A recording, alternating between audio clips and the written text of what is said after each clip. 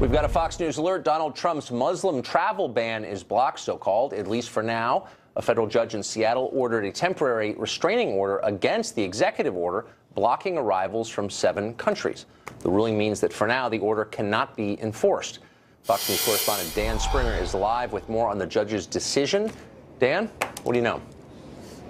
Yeah, and Tucker, this is important because this is a nationwide enforcement, basically an effort to block this enforcement of this Trump executive order across the country. We've seen other challenges, but they are more narrowly tailored. This one is across the country. Judge James Robart giving the Attorney General here in Washington State a full victory by issuing this temporary restraining order, arguing and citing that the state does have standing. The state is being harmed by this executive order on immigration, and that it is likely the state would win on the merits of the case. Here is the Attorney General from Washington, Bob Ferguson, reacting after the decision today. Judge Robart's decision, effective immediately, effective now, puts a halt to President Trump's unconstitutional and unlawful executive order. The law is a powerful thing. It has the ability to hold everybody accountable to it, and that includes the President of the United States. So Bob Ferguson says that stops the ban on the refugee program. It stops the 90-day ban on people coming in from Iran, Iraq, from Libya. And so we don't know what the Trump administration is going to do. Donald Trump did tweet today earlier that, to quote, "We must keep evil out of our country," but that was in response to a victory that he had in a court in Massachusetts. The Department of Homeland Security issued a no comment today, but certainly it's likely the Trump administration will file an appeal to try to block this temporary restraining order. Tucker? Dan Springer, thanks a lot. Well, despite today's ruling, lawsuits keep piling up against the immigration orders. Today, the ACLU filed a class action lawsuit in the state of California. They claim the order is religious discrimination and does not provide constitutional due process to foreign arrivals. We're joined now by Michael Breen, a co-founder of the International Refugee Assistance Project, a party in the ACLU's new lawsuit. Michael Breen, thanks a lot for joining us. Thanks for having me, Tucker. So the obvious question, just reading from the script, Sure. The ACLU is saying that it's unconstitutional because it doesn't provide due process to foreigners coming to this country.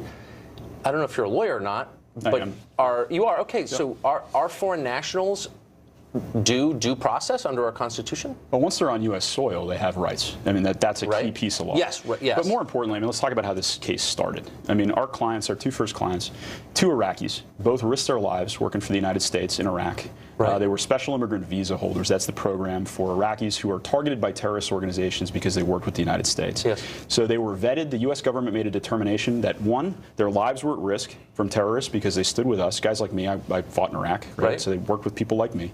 And 2, that they went through about a 2-year vetting process and they weren't determined to be security threats. They got on airplanes to come to the U.S. with valid travel documents. They landed and were detained. 1 guy was placed in handcuffs when he got to this country. Yep. We found out about this, and we contacted a large number of lawyers when we started to find out these cases were happening, started to go to airports. I was out at Dulles International. These 2 guys came into JFK. And we had some simple questions like, hey, can we see our clients? What's the law here? And I got to tell you, my heart goes out to the cops and the Customs and Border Patrol guys who are trying to implement this order, because the way the White House did this, they had no real guidance, so they didn't know. We couldn't find out what happened to these people, and so we filed a writ of habeas corpus, which is basically a fundamental right, says if the government's detain you, we want to come see you and find out who you are. See, that's the thing. Look, nothing you say surprises me. I've been detained by foreign governments twice. Yeah, me too. And the bureaucracy is not something you want to get involved with in any country. And I feel for the people you just described, and we could carve out exemptions for them, as we did for the Montagnards after Vietnam. Well, I think but the larger question and the basis of your lawsuit is a meaningful one, which is that foreign nationals, who, by the way, are not on U.S. soil, I mean, these are people, your lawsuit seeks to overturn a ban on people who are not yet here. So your lawsuit suggests that people in other countries have a right to our constitutional protection. So does that mean that North Korea could sue us for anti-Korean discrimination? No, I'm serious. No, of course not. Because what's the difference? Why would a foreigner in a foreign country have a right to due process under our Constitution? Because these people are involved in a legal process that the United States government is interacting with them on that process, right? Once they start to interact with the U.S. government, certain rights attach, and definitely when they get here. So you're talking about, and again, this is a difficult question to answer in part, Because we're talking about a broad category of people. I mean, this may or may not, depending on who you listen to and which website you read from the government right now, apply to green card holders. This may or may not apply to visa holders. Well, they're saying it does not apply to green card holders. Well, but you're right, that wasn't clear at if you check the first. Customs and Border Patrol I'm website aware. right now, it says something different. Look, and there's no defending the chaos around it, but again, the basic principles are worth sorting out because this is not going to end now. It's going to continue, and we need to figure out how we view this. So that's right. You're making the case that we need to let in these refugees, not just to repay them for helping us, which I think is a valid argument, but for national security reasons. So why would it help us from a national security perspective to let in refugees from these 7 countries? Well, let's be clear. We're not just talking about refugees, but the thing is we're in a fight. And what this executive order does... We're not just talking about refugees, right. but people this who want to come executive order bans everybody who wants to come here from 7 different countries. Right.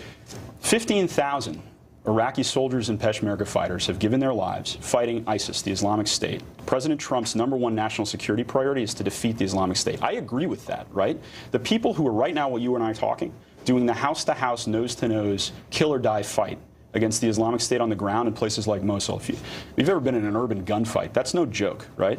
These guys are the ones who are taking the fight to ISIL. Right. We just told them and their families, they're not welcome in the United States. General Petraeus testified before the House Armed Services For a Committee. short period of time. No, not at all for a short period of time. I mean, it's a temporary order. I mean, okay, until we sort this whole thing out. I mean, no, isn't it by definition a temporary order, unless I'm misreading it? Yeah, but he's got the executive power to do what he wants after this. Okay, but...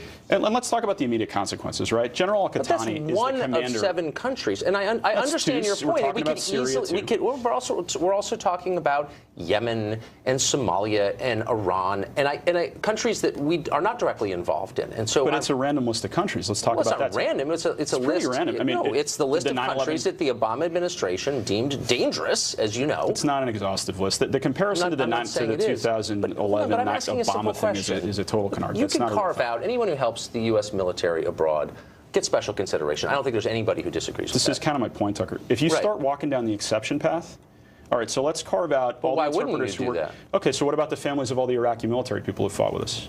Well, I don't know. It kind of depends. Well, sure, but okay, so let's carve out an exception for them. What about the Kurdish Peshmerga fighters in Syria? But you're not asking for an exemption. You're trying to stop the whole thing. The way this thing is written, right, and this is what happens when you send a couple of political guys into a telephone booth to write national security policy, and you don't talk to your director, your Secretary of Homeland Security, retired Marine general, who apparently found out about this on television. What you get is an order that is so poorly written, so over-inclusive and under-conclusive at the same time, that we can talk about amending it, but you're trying to amend a complete piece of garbage. With respect, you're being a little disingenuous, because that's not, I don't think you're making an unreasonable case here, but that's not the entirety of the case you are making or have been making. So last year, you wrote this interesting piece saying basically we have a moral obligation to bring in Syrian refugees. I believe we do. I know you don't. I think that's completely Well, it's not that I don't believe it. It's that no one has adequately explained to me where that moral obligation comes from and how it would help America. So I'm giving you the chance. Yeah, sure. So, look, I mean, again, it helps America because, 1, we're in a fight, and 2, we're being asked to lead globally against ISIS, against Islamic extremists, right, who are, by the way, celebrating this ban openly, right? ISIS and the Taliban are thrilled about this. And I would encourage you to have some more security guys on the program. I've talked to a million security guys, and your opinion is one among many, but the idea that ISIS is going to hate us and act against us now that Trump has issued these orders They already is hate ludicrous. us. That's not what I'm saying. They already hate us. This is an aid to recruiting, right? Well, they don't seem to have a problem with that already. Yeah, they kind of do. I mean, if you got 15,000 Iraqis who've been willing to die to fight these guys, almost all of whom are Muslim, yeah, they have a recruiting problem. Okay, so you think that they're going to dislike us more because of this. But what about our moral obligation? That's the part I don't understand. Not just dislike us. They will get stronger and we will get weaker. I mean, when you tell the commander of Iraqi counterterrorism, no, it isn't. We just told the commander of Iraqi, General Al-Qatani, commander of Iraqi counterterrorism forces, his kids are living in the United States right now because they're under terrorist threat. He's in Iraq fighting. Under the CEO, according to General Petraeus, who knows what he's talking about, General Qatani is not allowed to come see his kids. Okay. I mean, I'm a dad for 90 days, okay, look. but you're going to ask this guy to carry the fight against our biggest enemy and tell him, oh, for 90 days, don't come see your kids? I'm a dad. You're a dad. Come on, you wouldn't stand for that. Yeah. That's not hurt feelings. That's not like safe governments space do things campus. like this all the time. No, they really don't. But you're not answering. Again, this is why I'm accusing you of being disingenuous, because it doesn't answer the question. Why does the United States have a moral obligation to let people from Somalia come here? And I'm not against people from Somalia, but you haven't made an affirmative case for why that's good for our country. You're talking about Iraq and the families of the people who are fighting on our behalf. And I think that's a fine case. I don't know if I agree, but it's not stupid. But Somalia or Yemen. Thank you so much. No, I'm serious. Like, what? No, but like, this is about 7 countries. What about the others? Let's do this. Somalia or Yemen. Look, we're facing the largest refugee crisis in the world since World War II. Our allies are under strain in Europe. Our allies are stranded in NATO. Our allies are stranded around the world. America has a traditional role to step up and lead in a crisis like that. It's very hard to lead in a crisis when you say, you know what, we want everybody else to do the work. We're not going to pitch in here. I mean, you're undermining American moral leadership in this situation. Of course, you can pitch in a countless number of ways without inviting the people to come live at your country in public expense. We're talking about a tiny percentage of people, and by the way, then how many? There's a lot of stuff here that says, I mean, how many refugees? Taking what, 10,000 Syrian refugees? But how many should we take in? At what point will we have done our duty?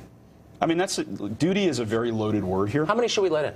I mean, I would argue for a pretty large number of people. You would argue for fewer. I don't know what I would argue. I'm asking you. You do it for a living. Well, how many refugees? I mean, I think given the current vetting process and what it can take, you could do about 100,000 people, maybe 200,000 per year. Yeah, I think that's reasonable. But and you would do that to help those countries or to help our? I mean, look. Here's the point. We could get virtually anyone in the world to come here who wanted to come. Why wouldn't you say, let's figure out the people who will help America? I'm Maybe we need some more software anymore. I mean, we can get the top talent in the world except for anybody from these 7 countries. Are you arguing that letting in 100,000 refugees from Syria or any of these countries would be to the economic benefit of the United States, or the moral benefit? Like, what is the point? That's all I'm asking. What is the point? What's exactly? the point? You're taking in people who are... people you could feel good about yourself? Or like, no, it's not so I can feel good about myself. Then why? Of course not. No, in the face of the largest refugee crisis since the Second World War, the United States has a leadership role to play. And by the way, let's not talk about these people like they're total social burdens. I mean, Henry Kissinger came here as a refugee. Are all social burdens. Albert Einstein came here as a refugee. Then if you're making, then are you? I just want to know what you're saying. Are you saying that if we let in 100,000 refugees per year, it will help the U.S. economy? It will assuage our guilt? I mean, like, what is the point? It's not about assuaging. It was signal leadership. What is it about? It will ultimately, I think, help the U.S. economy. At very least, it's cost neutral. There's a lot of information out there. You think it's cost neutral? Yeah, I do. In the long run, think it's cost neutral. How long will it take to become cost neutral? I have absolutely no idea. So it's a guess. It's not a guess. It's an estimate. I mean, look, like, do you know? No, but I have some sense of what the costs are, and they're high. They're high. I mean, so you have to give a kind of countervailing explanation for why we'd want to do this, and no one ever does, other than to say, well, you know, it's our role to lead in the world. Oh, come on. That's a complete. You're building up a strong man and burning it down. You know that. No, I'm actually not. I'm asking, and I really am asking a sincere question. I've asked it night after night. Why would we do this? Well, because we have an obligation to do this, because the Statue of Liberty tells us to do it. I'm not sitting here moralizing about the Statue of Liberty. I think this is in our strategic interest. We are fighting extremists who are telling everybody in the Middle East, ISIS has a simple message. You have 2 choices, right? You, average Muslim person in the Middle East, have 2 choices. You can live under our rule and fight with us against America, or we'll kill you. And what I'm saying is the United States can offer a 3rd choice. Which is come here?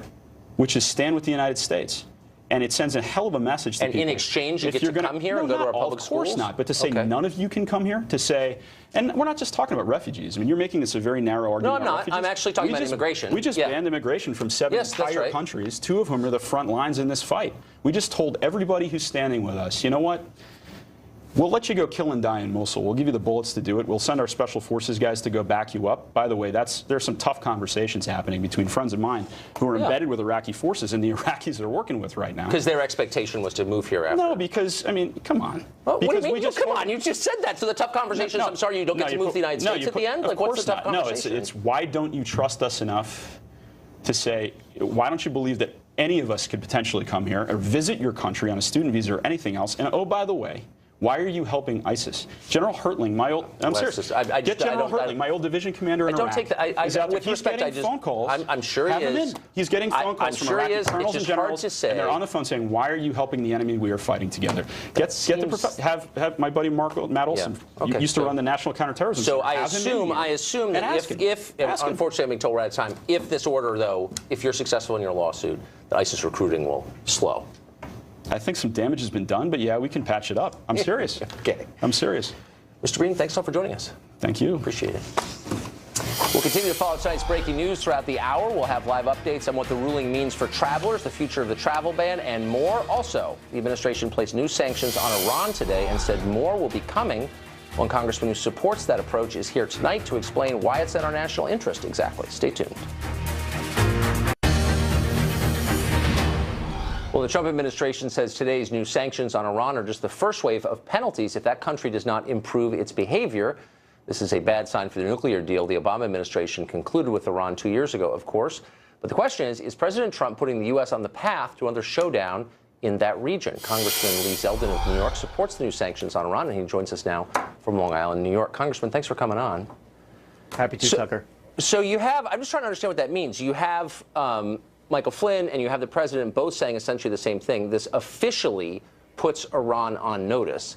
That sounds to me like a big step toward conflict, a red line over which, if crossed, we will fight. Is that what it is? What I think it is for the United States and our relationship towards Iran is a necessary reposturing from a position of weakness to a position of strength.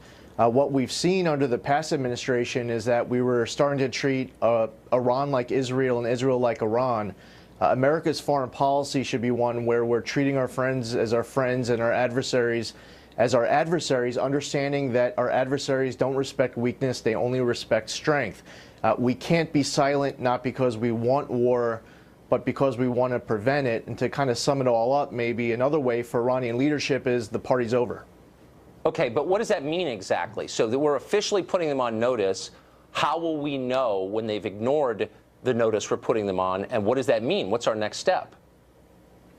Well, we have seen a couple of things over the course of the last few days. One was the statement that you referenced. Today, you're seeing 25 between individuals and entities having sanctions placed on them.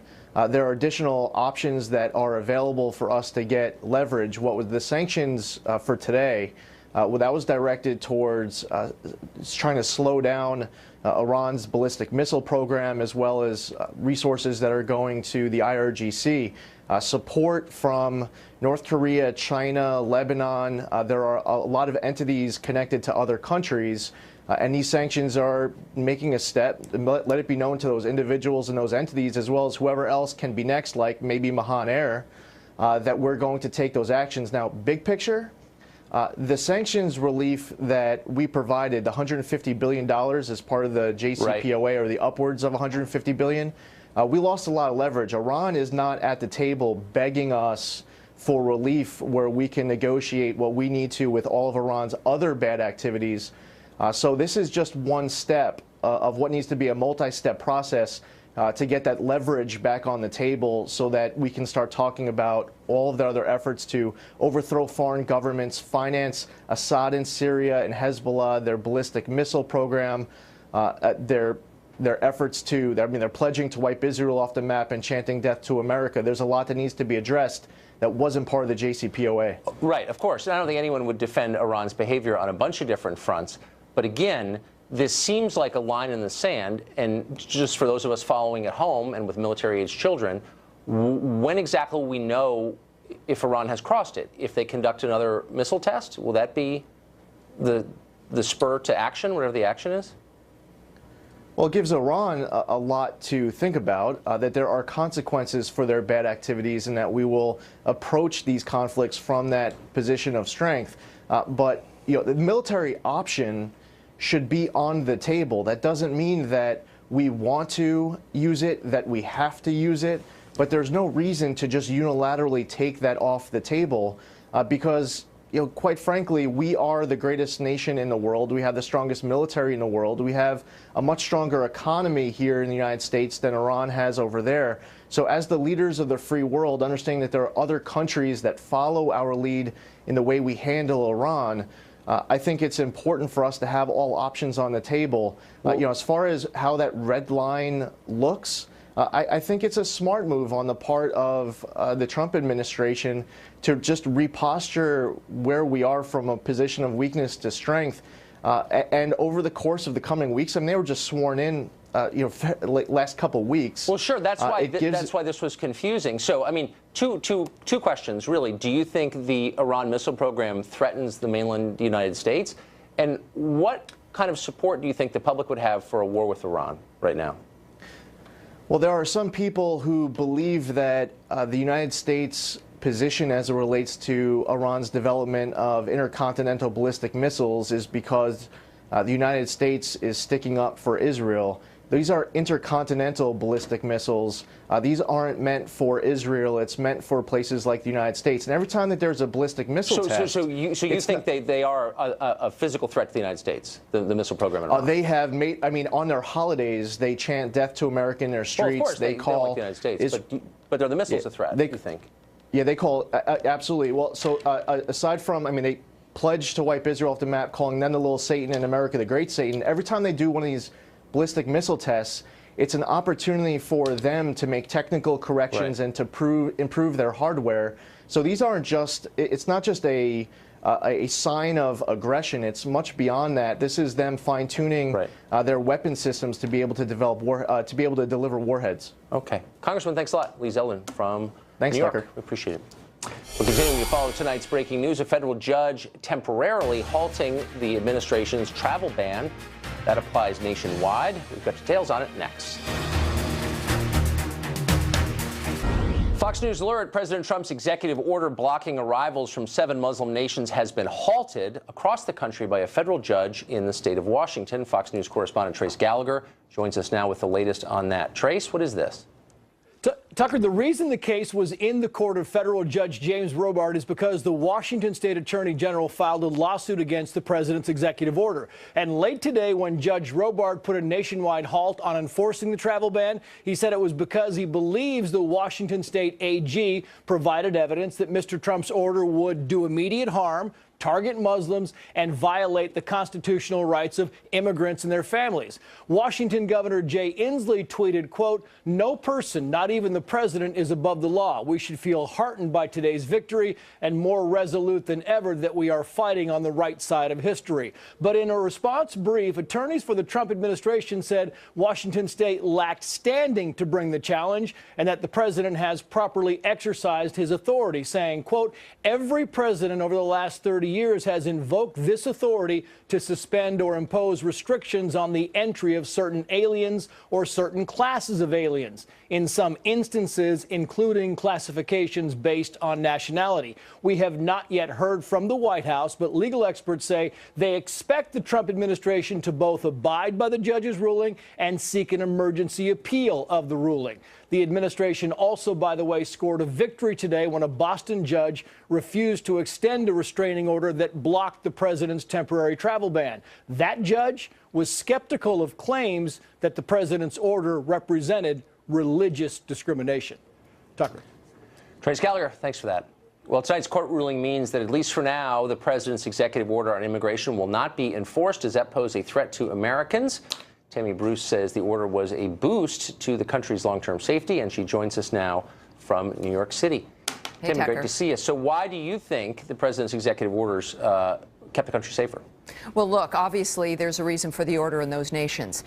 It was failed nation states and then 2 nation states that are state sponsors of terror, Sudan and Iran. These are nations, as a result, all 7 of them, where there's no real infrastructural way to tell who it is that we're allowing in the country, first of all. And then you've got, of course, these are the nations that are consumed with civil war, with terrorism, where terrorist groups have the majority of the landmass. In addition, that ISIS, through the 3 cities that it's taken, Mosul and Raqqa and other areas in Libya, have what's called a fake passport industry. They have tens of thousands of blank passports in addition to state-based machinery to make identification papers. So you have potentially thousands of individuals with fake materials, fake ID. Remember also, Iran, like North Korea, has a state-sanctioned counterfeiting operation, not just with American cash, which is why we keep changing the design of our money, but also for identity papers. So we're looking at a dynamic where, until we can be absolutely sure about who's coming into this country, we have to presume that there's a problem. Remember, this is limited. This was about making sure that we had some mechanism. So obviously, this is the hot spot of where there's effectively a regional war leading to a world war, and we've got to have some parameters at this point. So, I mean, how confident are you that the federal government, under this president or any other, knows who's coming in? There was this weird moment today where DHS said that these orders affect 100,000 visa holders, followed pretty swiftly by the State Department moving the number down to 60,000. Wow. What do you make of that? Look, whether it's 60 or 100,000, I thought that news was great news in that, my goodness, we have potentially 100,000 people from a region that we don't even know who's there, that we've given visas to. I mean, that was a sign that this order was working, because it had been almost like we had been handing them out like candy. So there's no way that you could have 60 to 100,000 visas. Remember, this is just for those 7 countries. It's not like worldwide. And of course, now at this point, those visas are technically canceled. But if people still have the piece of paper, and now with this order being temporarily stopped, people can still come in. We had a number of Iranians fly in through Boston for a period of time who were allowed into the country with visas that effectively had been canceled. Huh. Yeah. Interesting. So what about the argument that's being made by a lot of people that this is in effect a religious test, a Muslim ban, and is therefore unconstitutional? Look, what's interesting is here's what the left is doing. They are determined to make sure that the Barack Obama theory, that the liberal theory of open borders, that everyone can come in here because that's what they need to do to boost their power, is the only answer. They've got to make sure that Trump fails, and as a result that this nation fails, because otherwise they'll be proven to be frauds. This obviously is not a religious test. It's 7 nations. 85% of the Muslims on the planet are not affected. So on its face, that's specious. I believe all of these, all the litigation, all the lawsuits will ultimately fail. But this is a test for the Trump administration because this is about keeping our nation safe. We've sent the USS Cole over to Yemen. I mean, we're in a world where we're almost preparing for war here. And so keeping the parameters around this country is key. These arguments from the left are frauds. And of course, they're meant to just to have Trump fail, which means they want the nation to fail. Tammy Bruce, thanks for that. Thanks. Well, we have the governor of the state of Washington, Jay Inslee, on the phone. Governor Inslee backed the lawsuit that just brought down the president's order. Governor, are you there? I am. Thanks for joining us. So what was the basis of the lawsuit? Well, tonight, a federal judge appointed by President George W. Bush, found, in effect, that there is a high probability of ultimate success, that this is an illegal and an unconstitutional executive order. The claims that essentially the judge found would have a likelihood of success were, number one, that this is a clearly religiously intolerant decision, and contrary to your last speaker, who apparently hasn't read the order, the order very specifically says that one particular religion, which is Muslims, are supposed to go to the back of the bus and the end of the line on the line that is formed nationwide to use the limited number of refugee spots that are allowed into this country. And this is absolutely forbidden by any fundamental notions of who we are as Americans or the U.S. Constitution, because we have never, ever, under any president, Republican or Democrat, proposed some test of religion to enter this country. That's simply verboten. It's wrong. It will not stand. And I'm proud that we had a federal judge of Seattle who stood up to this chaotic order that President Trump made. Now, second, there was a second ground of this. This essentially was not reasonable. And it wasn't reasonable under the Due Process Clause, because look what happened. One of the things the judge asked, he asked the federal government today, he said, could you give me information of how many Muslim refugees from these 7 countries who have caused a fatal terrorist attack since September 11th, of the 700,000 people who have been admitted? Well, he already knew the answer. It was 0. So this was a violation, in my view. I haven't seen the order of the court yet, of some fundamental notions of common sense, which means due process in a sense. Well, so due process and common sense are not the same thing, of course. Yeah, but I have read the orders, and I don't remember the part where it says Muslims have to get to the back of the bus. And of course, these orders don't cover the majority of the world's Muslims. So how is it a Muslim ban exactly? Well, what it says is it's a disguised effect. But what the order says is that religious minorities,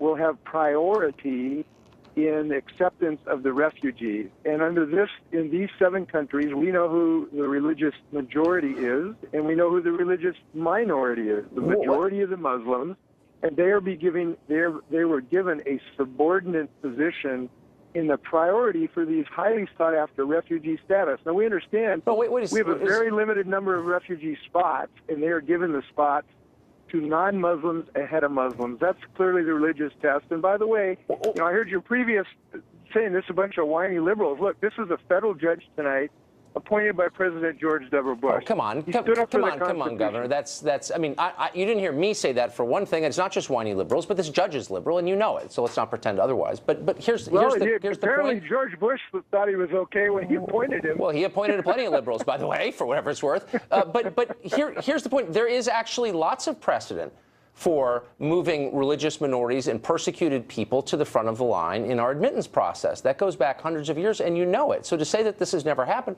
of course it has. Look, I'm not saying that there aren't problems the way this has been administered, and there may be philosophical problems with it in the first place, but isn't it demagogic of you to pretend something that's not true, which is that this bans Muslims or puts them to the back of the line? That's just not true. We've had plenty of administrations say, this is a persecuted group, let's bring them here first. You've seen it before.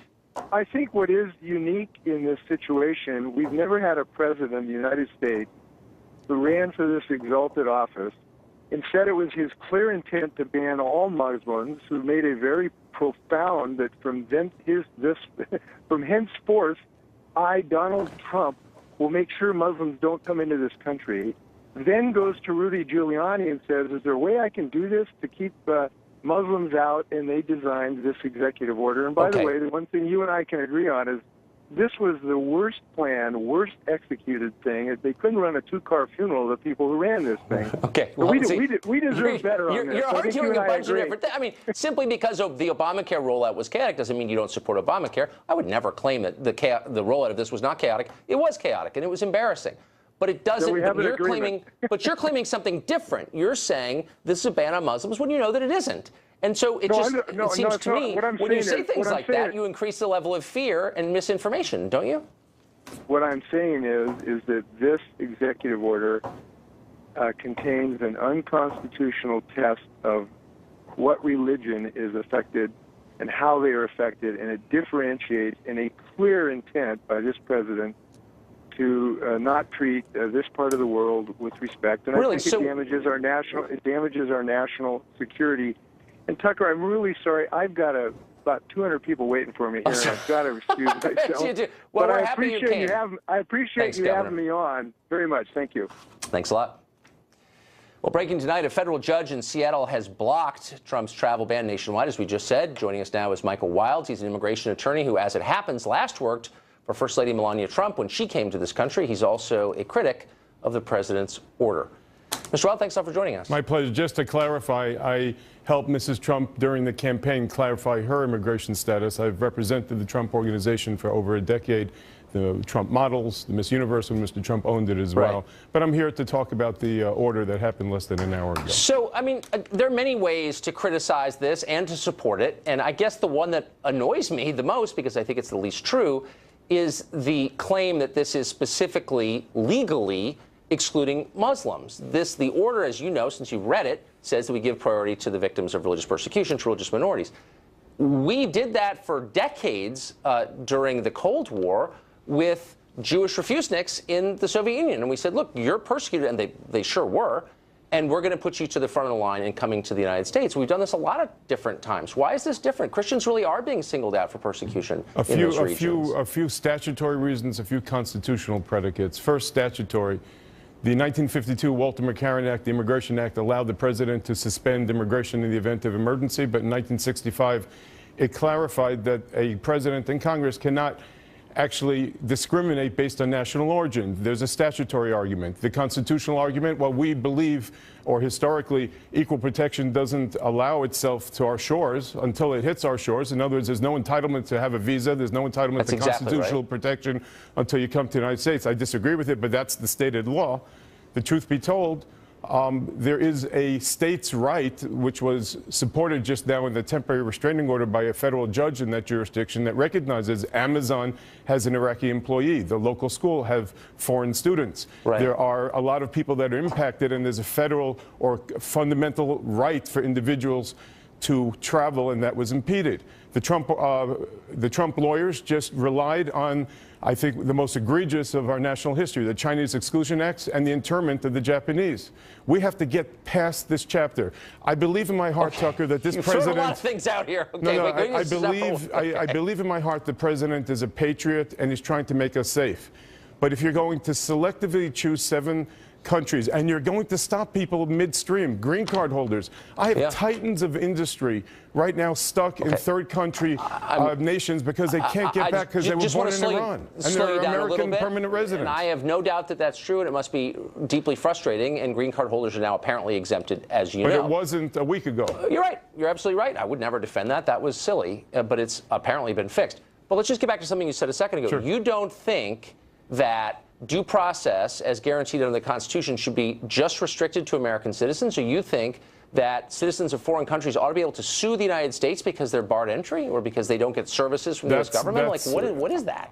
This is your show, and I am honored to come back another time and debate that. I'm here to opine on the decision. The decision said that the states had an issue. Okay, historically, look, that's central to this. Let me answer your concern. Lawyers do not have, you have no right to counsel at the airport, even though you've made an admission into the United States physically with your feet on the ground. You go to secondary inspection, there's no right to a lawyer at the border. You don't have constitutional protections generally.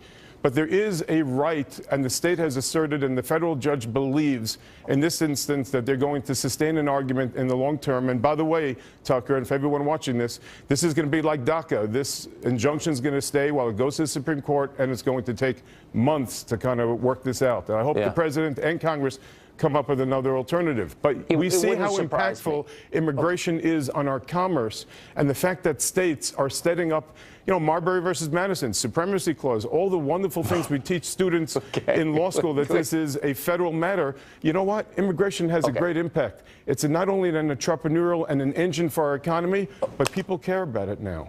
From our First Lady. You've said so many things that it's hard for me to pin down anyone, but I just want to get back to the core question, which is, do the residents of foreign countries, non-U.S. citizens, have a legal or moral claim on coming here? Or is that entirely up to the discretion of the U.S. government and its citizens? And I think most people would imagine the second is true. You're arguing that the former is true. And I think that's not a mainstream position. There is no entitlement to come to America. The statute itself has a presumption that everybody wants to live here, and it's your burden when you come to our shores to prove that you're actually going to leave. However, once a person is given a visa, once they have ties that are very strong in the United States, and once they have been accorded a visa and they have other equities that have developed here, it's a different game. And you want to know something? It's 2017, Tucker. Okay, I know the year, but doesn't that cast us as kind of passive, us being Americans, as passive participants in this process? Shouldn't we be able to say, and why don't we assert the right to say, we want these people in our country, we think they're going to help our country, they'll succeed here. We don't want these people, we don't think they will. Why is that an immoral desire? Most other countries around the world run their immigration that way. Here. The plenary power of making laws is vested with Congress, not with our president, who's now going to experiment in a way to keep us safe. Uber vetting of just 7 countries when Indonesia and Saudi Arabia, 16 of the 19 hijackers hailed from Saudi Arabia, 11 million plus people here unlawfully, and we're going to beat up on 7 people with the prayer that the rest of the Muslim world will not come in? Should we add Saudi Arabia to the list? I mean, what is your point? I don't think it was a comprehensively thought or executed plan, well, and it certainly wasn't constitutional. True, but since you and I get to comment on it after the fact, do you think we should add Saudi Arabia and, as you said, Indonesia to the list? Like, what are you saying? Or should we just assume that all countries and their citizens pose an equal threat to us? Do you think that is true? I think are the citizens of Finland as much a threat to us as the citizens of Saudi Arabia? Like, can we draw those distinctions, or are we not allowed to? We shouldn't be drawing distinctions with Lady Liberty, but a few miles from this studio that I'm sitting in, with a beacon to those tired and huddled masses. We should not be stopping to take people in. Again. I love the Let me say, we fought pirates and we took in refugees in the 1700s. ISIS can be put down without losing our national character and vibrance of immigration. But that's not a serious point. I mean, I love immigrants, actually. I mean it, and we're all the grandchildren of them. But I mean, like, we should be able. It's up to us, right? Not to the Statue of Liberty. It's up to us to get this right, to be safe, and to go forward and not discriminate. All right. Thanks for joining us. Pleasure. This story is continuing to break, and of course, we'll continue to cover it as it does. Up next, Stuart Taylor, the famed writer, will join us to talk about sexual assault on campuses. How big a problem is it? And is due process afforded on campus? Justice in academia ahead. Well, to hear the Obama administration tell it, the typical American college is like war-ravaged Syria, but with a library. Sexual assault, we were told, afflicts 1 in 5 or maybe even 1 in 4 women on a typical campus, and a wave of executive orders and new programs were meant to fix it. But was there hype involved in those estimates, and were the people accused given due process? Stuart Taylor is a journalist and the co-author of a new book called The Campus Rape Frenzy, The Attack on Due Process at America's Universities, and he joins us now. Stuart, thanks for joining us. Thanks for being with us. So I have no doubt, obviously, sexual assault occurs on campus, and it's horrifying. Exactly. But at what rate is the question, and at what rate are people falsely accused? What's the truth of that? You just wrote a book on that question. That's right. And sure, yeah, rape's terrible, and it happens on campus, stipulated. The idea that 1 in 5 college women are raped or sexually assaulted more broadly while on campus is absolute nonsense. It comes from surveys by private organizations that have agendas, that ask misleading questions. They don't ask the women, were you raped or sexually assaulted, because they know they won't get anywhere near the numbers they want. There are pretty good federal surveys on this. They would suggest that 1 in 100, roughly, women are raped during their 4 years in college, 5 years. And if you add lesser sexual assaults, less serious ones, you're up to about 1 in 40 or 1 in 50. That's way too many. But it's not the escalating national crisis that the Obama administration pretended it was. Now, in tandem with those claims was the idea that basically everyone accused of a sexual misdeed on campus was guilty. And my question from the beginning was, well, what happens to those people? Are they able to prove that they're not guilty, if indeed they're not guilty? Or is the justice system on campus anything like you'd expect in normal life? No, it's not at all. It's a Kafkaesque campus kangaroo courts is my word for them. First, lots of people accused of rape or sexual assault on and off campus are not guilty, especially on campus, because there are squadrons of sex bureaucrats at all the colleges in the country who are encouraging women to say they were raped when what they really were was regretful afterwards. So no, it's not 1 in 5. And the kangaroo courts, the guys are almost presumed guilty, not innocent. They're not allowed to cross-examine their accusers. They're not allowed to see the evidence against them. They're put before impartial, partial panels of feminist ideologues a lot of time. The whole thing is outrageously unfair, and the result is that a number of people, there are about 100 plus who have sued, and there are a lot of those cases that we've seen. And a lot of young men who are almost certainly innocent, or probably innocent, you never know for sure, are being railroaded out of college based on bogus charges. See, what I've never understood is rape is one of the most serious of any possible crimes, horrifying. So why would a campus be adjudicating that? Why wouldn't the police, who have a lot of experience with this, be in charge, and the courts be in charge of determining what happened? It should be left to the police. The history is, decades ago, the police were not very nice to real victims of rape. Yes. They didn't take it seriously. I went to police districts. I heard them laughing about it. And so police got a bad rap. Yeah. And over time, they've gotten a whole lot better and more professional in handling these cases.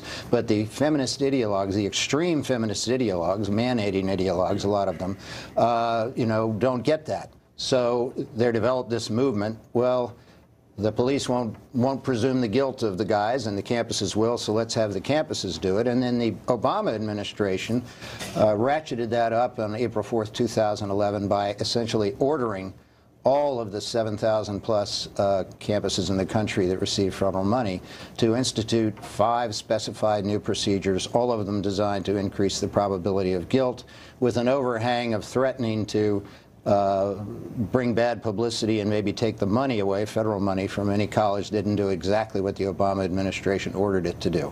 As a result, even the ones who might like to be fair are not fair. It doesn't make sense, though. If you sincerely thought someone committed sexual assault, I want that person in jail.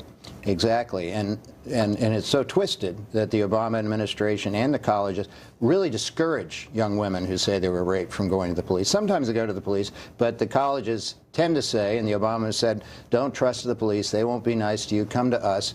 And one thing that's blindingly clear about that is it's not making the campuses any safer. If you really believe that there's an epidemic of rape on campus, you want to put those guys in prison. Yes. The college process can't put them in prison. And unless you take them to the cops, which usually the colleges discourage, they'll just go on. If they're real rapists, they'll go on to the next place and keep raping. It's bewildering. I want people who commit sexual assault in jail. I mean, I do too. That's simple. All right. Stuart Taylor, interesting book, Campus Rape Frenzy. Thank you very much. Thank you. Pleasure being with you. We'll be right back. That's it for us on this busy night of breaking news. Every night is. This week, a federal judge blocked President Trump's travel ban, at least temporarily. Customs and Border Protection has instructed U.S. airlines they can now board travelers who've been affected by that travel ban. How will the president respond? And he will. We'll bring it to you when we know. In the meantime, good night. Have a great weekend.